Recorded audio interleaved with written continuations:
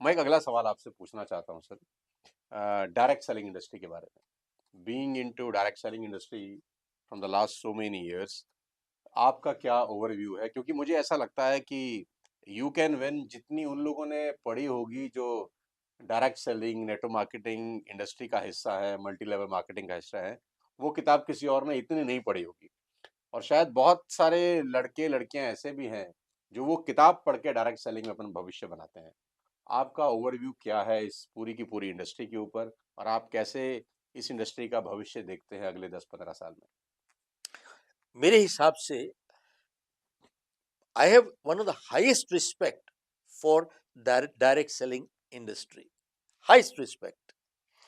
क्योंकि ये अच्छे लीडर और बनाते हैं, एंड नॉट ओनली दैट, ये आगे जो कर रहे हैं एंटरप्रेन्योरशिप सिखा रहे हैं। It is leadership. और आप देखें, एक अच्छा लीडर और आगे लीडर और बनाता है, बिल्कुल।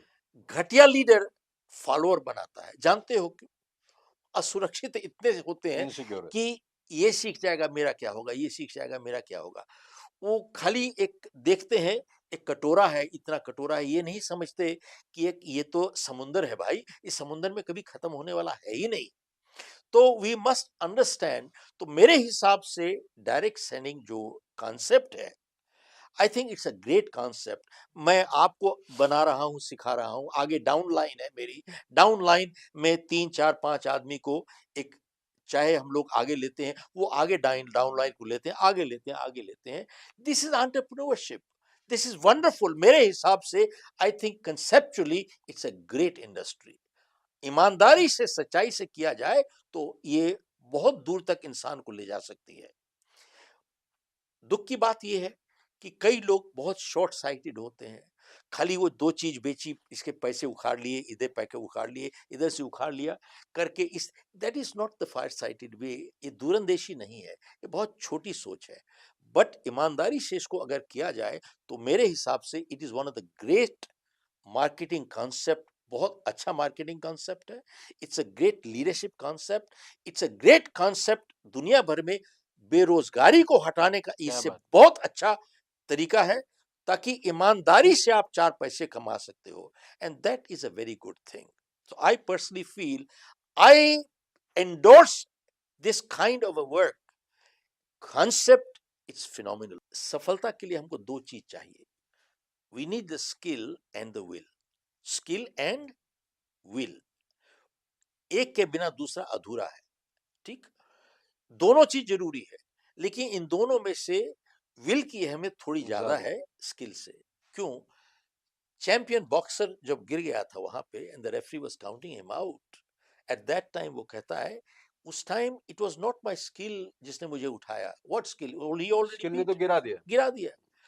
बोले उस टाइम मेरी विल कह रही थी, एक बारी फिर से खड़े वन हो मोर जाओ, टाइम। एक बारी फिर से खड़े जाओ, एक बारी फिर से। It is my will not my skill.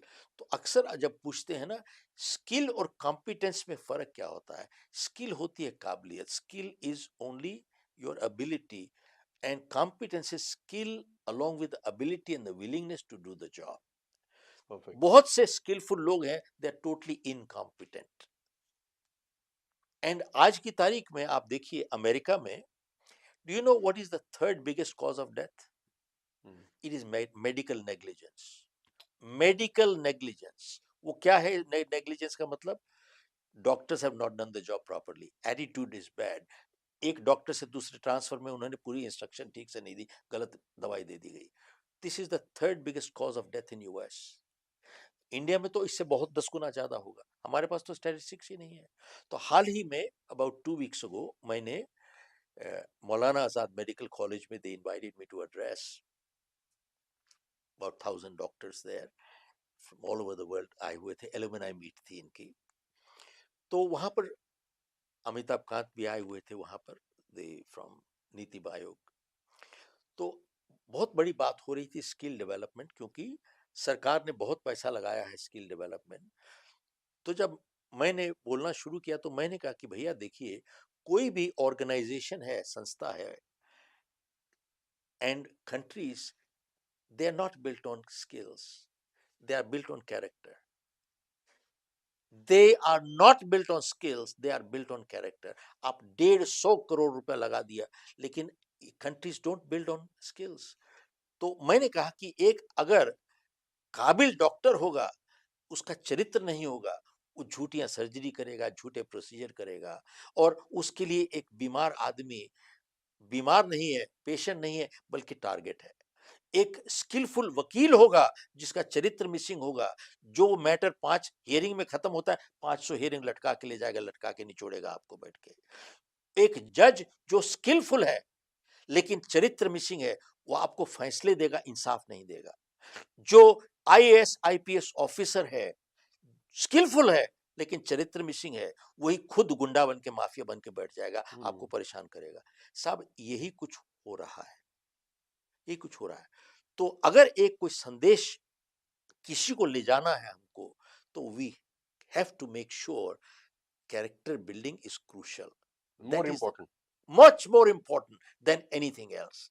I would prefer to go to the second most qualified surgeon in town who has character than go to the most qualified surgeon who lacks Too good. character. Too good. Too good. Too good.